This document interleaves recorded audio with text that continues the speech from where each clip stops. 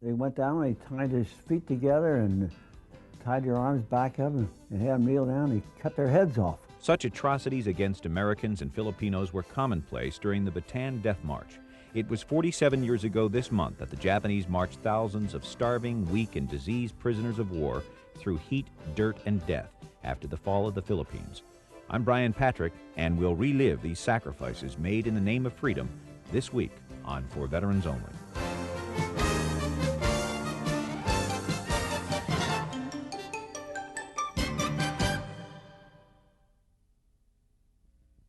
For Veterans Only is made possible by funding from the Disabled American Veterans, a congressionally chartered nonprofit organization of wartime disabled veterans. The producers thank this station and other public television stations for their assistance and cooperation in making this program available. For Veterans Only is also telecast by the Armed Forces Radio and Television Service for the benefit of the men and women serving on active duty in our armed forces at home and abroad.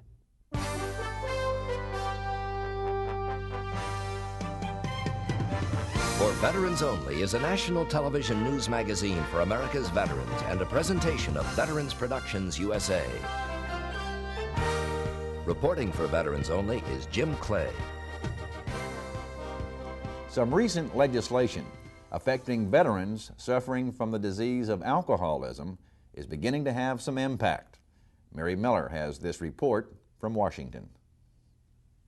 Alcoholism. No one seems to know how many of this nation's 27 million veterans are affected by it, but estimates are it's a lot. The VA has helped by treating about 220,000 alcoholic vets through its hospital programs last year. But until recently, there was still a problem when it came specifically to veterans' education benefits. A Prohibition-era VA regulation defining alcoholism as willful misconduct instead of a disease left alcoholic veterans partially cheated out of those GI Bill benefits. It meant they were not eligible for an extension the law allowed to the 10-year delimiting period from the date of honorable discharge to apply for benefits, an extension that includes the time they were sick and couldn't take advantage of them. The irony was you could get the extension if you suffered from the symptoms of alcoholism, like cirrhosis of the liver or heart disease, but not from the cause, alcoholism itself. But all that changed this past fall when Congress passed legislation defining alcoholism as a disease, not willful misconduct. And the action was the direct result of a decade-long fight by a couple of alcoholic Vietnam veterans. Jim McKelvey is one of them. Sober for 14 years, he's now program director for Metro Alcohol Awareness Services. And he says he was astounded his drinking was not considered a disabling disease. From 1971 to 1975, I was hospitalized 33 times. During that 4-year period of time, we were on welfare. I couldn't hold a job. I drank a half a gallon of bourbon a day. I had shakes, tremors, hallucinations, DTs. I mean, I actually felt swarms of bees attacking my body, and I could feel every bee sting. McKelvey took his case all the way to the Supreme Court, lost, but wound up forcing Congress to get the VA to change its regulations. An enormous boost came from the National Council on Alcoholism. Well, it's very important to us that alcoholic people are viewed as disabled people and that they have equal access to benefits. And to set up a kind of regulatory system in the VA which excluded this population for applying for an extension solely on the basis of their illness without giving them any opportunity to even show their folder and plead their case was to us outright discrimination. And the VA has been working hard to revise its regulations ever since. We immediately got information out to our field stations to start watching for these claims. We've had training conferences with our adjudication officers that actually develop these claims and process them. And now we have circulars in the field telling the individuals what to do. And it's just a little over 100 cases right now that we're processing. We have granted 2 claims now as a result of this new law. This new law is not expected to affect a great many veterans. After all, they must prove they were alcohol dependent, must want and be healthy enough for school, and still qualify under their respective GI Bill. Jim McKelvey won't be getting his extension. His benefit period has long since run out. But he says there is a larger message here. if you fight and you persevere, this is America, and it's government by the people, for the people, and that it will work. And making democracy work by getting the VA to change its regulations is a milestone by any veteran's standards. For Veterans Only, I'm Mary Miller in Washington.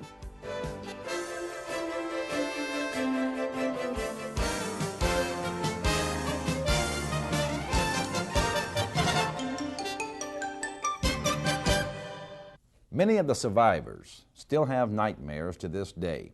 In the spring of 1942, after 4 months of holding their ground against the constant battering and bombing from a far superior Japanese army, American and Philippine scouts surrendered Bataan.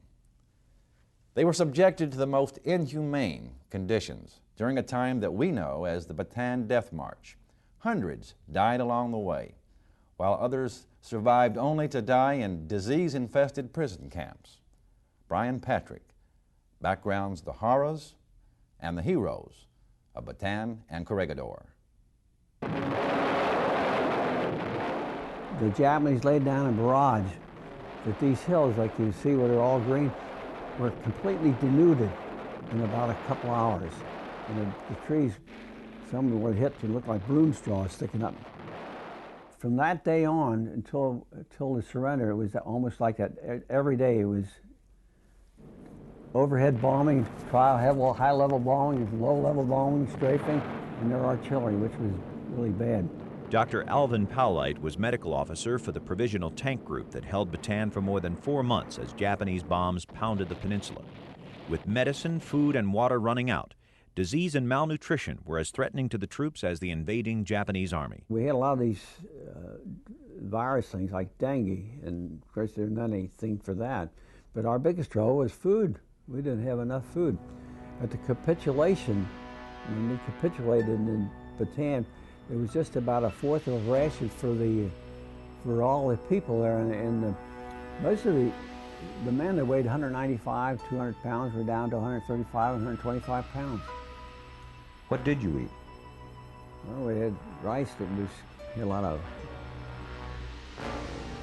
flies in it and worms in it. We ate everything.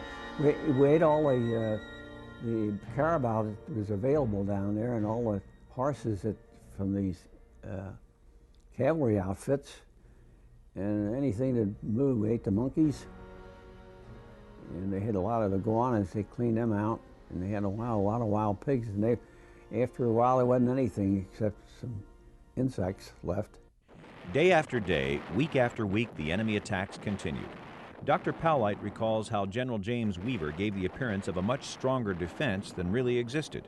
He was a strategist, and he knew how to range these tanks. So we'd be at a certain place, you know, and the Japanese have a plane fly over, and then a couple hours later he'd move it to another place, you know, in the dark.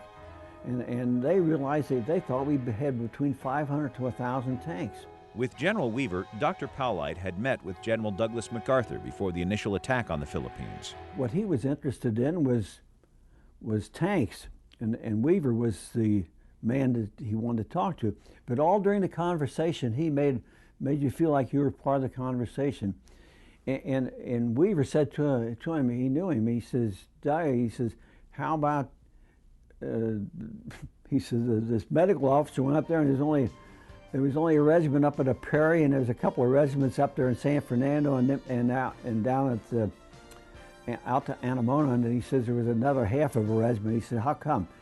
And old MacArthur, he stood up and he said, "I'm going to tell you, Jim." He said, "I had trouble." He said, "I couldn't get the PT boats, or I couldn't get anything." The words General MacArthur spoke as he left for Australia under presidential orders will be forever etched in the pages of history and in the memories of those he left behind. The President of the United States ordered me to break through the Japanese lines and proceed from Corregidor to Australia for the purpose, as I understand it, of organizing the American offensive against Japan, the primary object of which is the relief of the Philippines.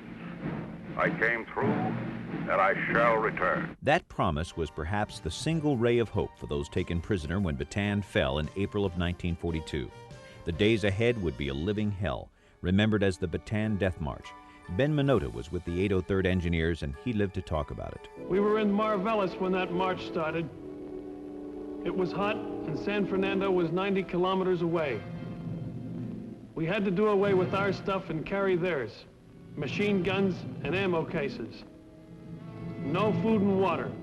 Our guys were dropping like flies. It took 5 days to get to San Fernando. When we got there, God knows how, they shoved us into boxcars and slammed the doors. 4 hours, stinking, dirty filth, and jammed in like sardines. Depending on where they were captured, the POWs faced a 50 to 120 mile march, and most were in terrible shape before it even began. Men that weighed 175, 185 were down to 135 or 125 pounds. But a lot of them had sores that, you know, from bites and infected, and of course what they needed was protein. They didn't have any protein in the food to mount anything, so they just didn't heal. And if you fell out, if you fell on the road, they would shoot you. You know, guys would have to defecate. If you stoop down, the next thing they'd run a bandit in their neck or shoot them. And all along there for the first, I guess, it looked like the first 5-10 miles, it looked like all you could see was nothing but bodies. I think we lost about 1,000 Americans on this march. But every 10 or 15 miles or so, or whatever, they were running artillery down this march and down the highways to use it on the Corregidor. And they'd run over the people and run right into them. They didn't care whether they killed them or not. With Bataan now in enemy hands, the tiny island fortress of Corregidor was under siege. Corregidor calling, Corregidor calling, Corregidor calling, Corregidor calling.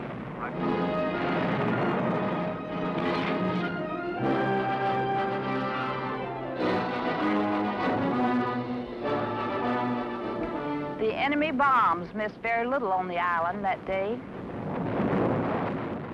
Chief Nurse Ann Naylor Giles worked to treat the wounded in a makeshift hospital in the Molenta Tunnel as bombs exploded overhead. We got right down to work. I tied my hair up in a piece of gauze and checked the shock ward to see if they had adequate help. Then I went to the operating room, where I gave anesthetics to one casualty after another. For nearly a month, the defenders of Corregidor held their ground. But soon, the inevitable. General Jonathan C. Wainwright surrendered the rock, and with it, all of the Philippines. I report that today I must arrange terms for the surrender of the fortified islands of Manila Bay. Please say to the nation that my troops and I have accomplished all that is humanly possible, and that we have upheld the best traditions of the United States and its Army.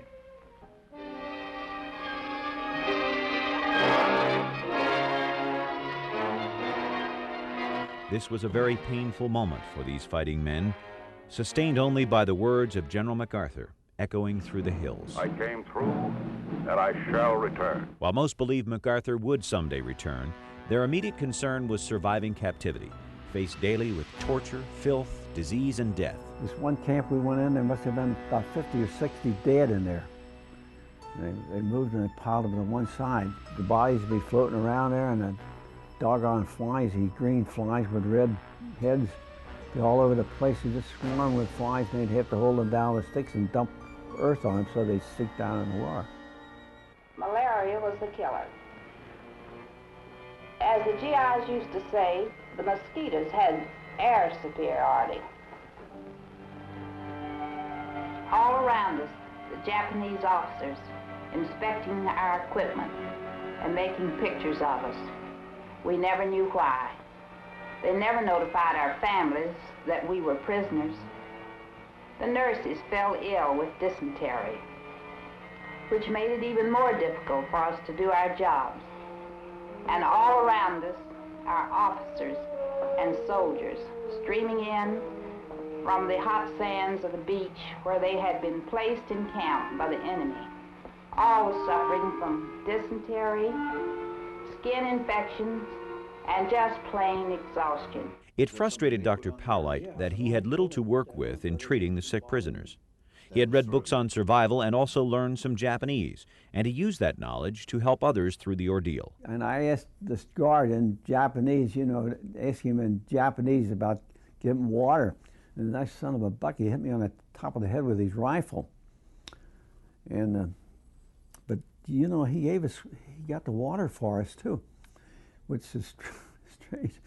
And then one sergeant, he says, "Hey, Captain," he says, "you got a hard head." He says, "Ask him to give us some rice."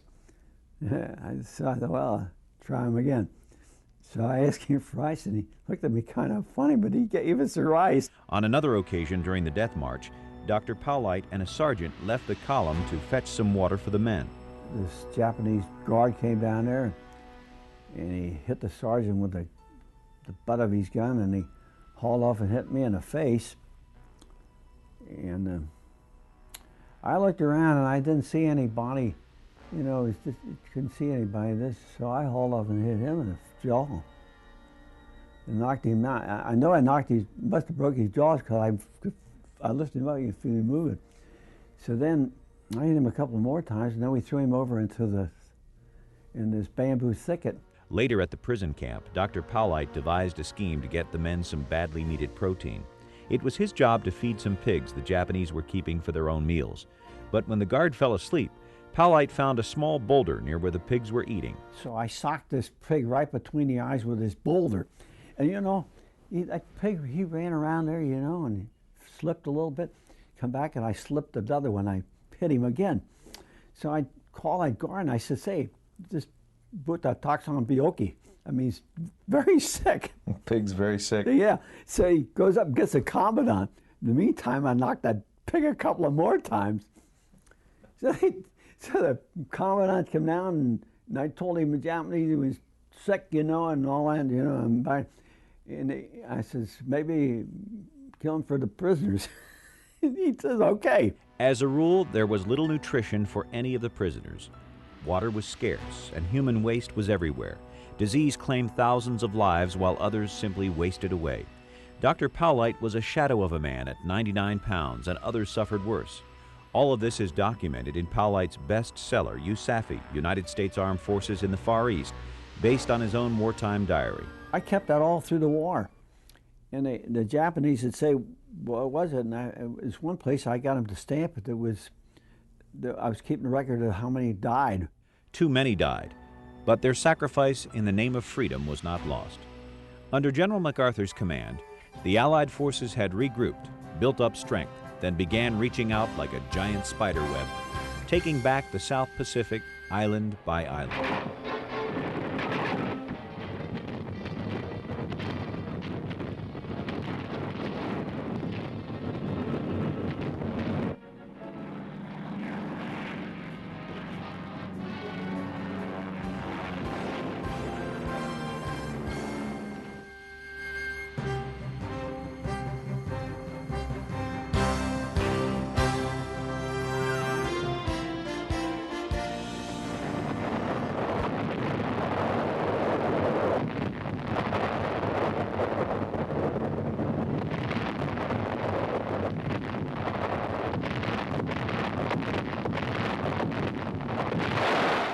Many more lives were lost. But they won more than they lost, and soon were at the gates of the prison camps on Bataan. This was no death march for these men. It was a march back to life and freedom.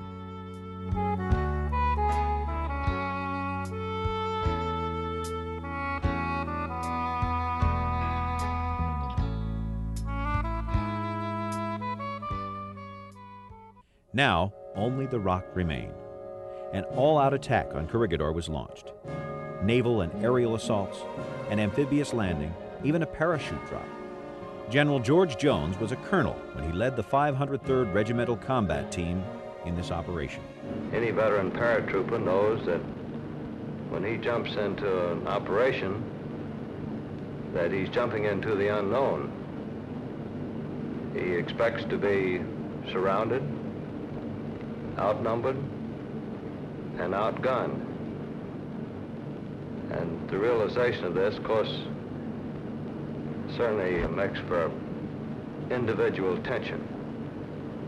But I think at the time of the drop, the troops were really ready to go. This operation was short, was fast, and full of surprises. From almost the word go, we had surprises. There were kamikaze operations. The third day, they blew up Malina Tunnel. The operation was a success. The enemy was crushed. The Allies once again had control of the Philippines. As he promised, General MacArthur returned, and those who took back the Philippines turned them back over to him. And I shall always remember that now very famous quotation when General MacArthur looked at me and said, "I see the old flagpole still stands. Have your troops hoist the colors to the top and let no enemy ever haul them down."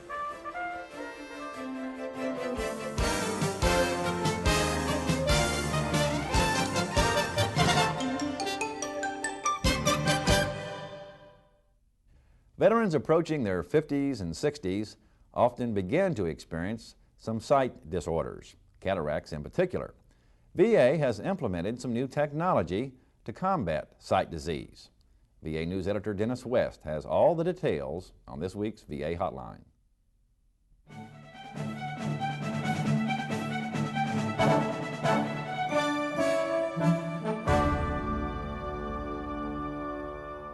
On this week's VA Hotline, we want to focus on the VA Medical Center's eye clinics and see just what type of services they provide veterans. We came here to the Louisville VA Hospital and talked to Dr. George Norden to see what type of problems they look for in veterans. Well, our veteran population is mainly composed of older people, though we do see some younger folks. In older people, we find characteristically cataracts to be more common, glaucoma, both narrow angle and open angle glaucoma, and various kinds of retinal disorders, including hypertensive retinal problems, diabetic retinal problems, and age-related macular degenerations and things associated with poor vascular circulation to the retina. Doctor, you now have laser equipment. When I think of lasers, I think of the Star Wars type things when we have a laser blowing up spaceships and that type of thing. Tell us a little bit about the laser and how it can work on something so delicate as the human eye.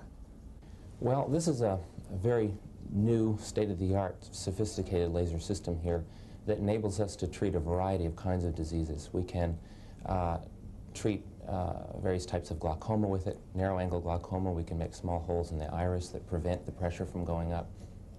We can treat the outflow pathways for fluid in glaucoma to help lower the pressure. We can treat the retina to prevent the blindness, or at least slow down the blindness caused from diabetes and from some hypertensive changes and from age-related changes in the retina. This piece of equipment is something that is very rare. Do you have any idea how many pieces are available? Or? In the city of Louisville, I think there's one other one. In the VA system, I'm not sure, but there are very few of them around. This is a very new machine. We don't yet know all the capabilities it may have for us. Many people around the country are working to look at the various new uses for this machine. Dr. Norden, besides the laser equipment, what other types of equipment does the VA now have to help veterans when they come in for assistance at the eye clinic? Well, we have automated refracting equipment. One of the things we like to do on all of our patients is to refract them, check them for glasses and so forth, and we have an automated computerized machine to help us do that. We also have a new computerized visual field or perimetry machine which enables us to detect small earlier on glaucoma damage and other types of retinal disorders that cause loss of sight out in the periphery.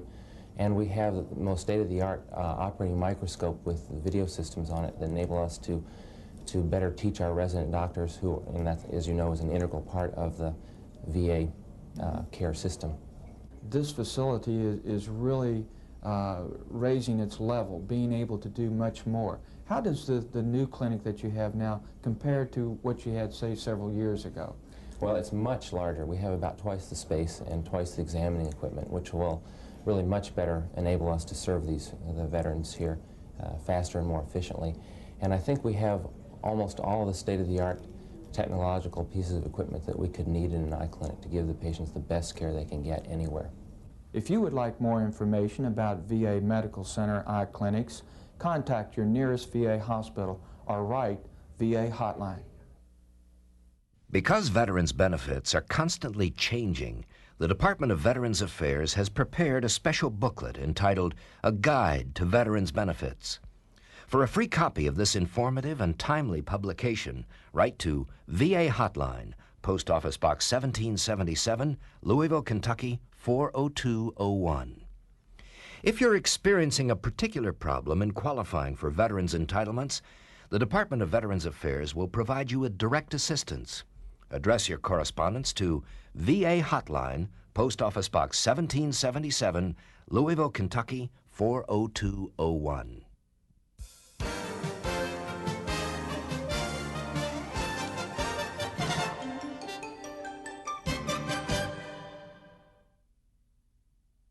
Under a new law passed by the Congress last year entitled Judicial Review, veterans may soon be able to take their VA claims cases to an independent federal court. Mary Miller will have a special report next week on For Veterans Only. And we'll also bring you special coverage of Workforce 2001, a Veterans Odyssey, direct from Spokane, Washington. All that and more on next week's For Veterans Only. Until then, I'm Jim Clay. Thanks very much for joining us. Leaving you with this thought: when you need someone to count on, you can always count on a veteran.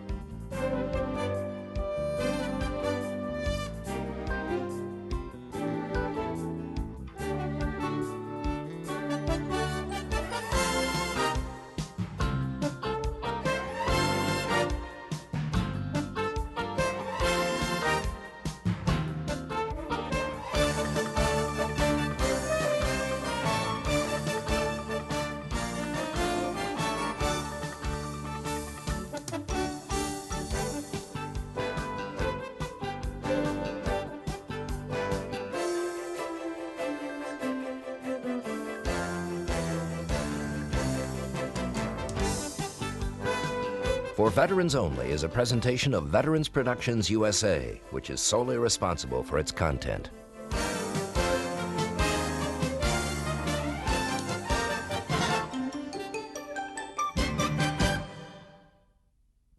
For Veterans Only is made possible by funding from the Disabled American Veterans, a congressionally chartered nonprofit organization of wartime disabled veterans. The producers thank this station and other public television stations for their assistance and cooperation in making this program available. For Veterans Only is also telecast by the Armed Forces Radio and Television Service for the benefit of the men and women serving on active duty in our armed forces at home and abroad.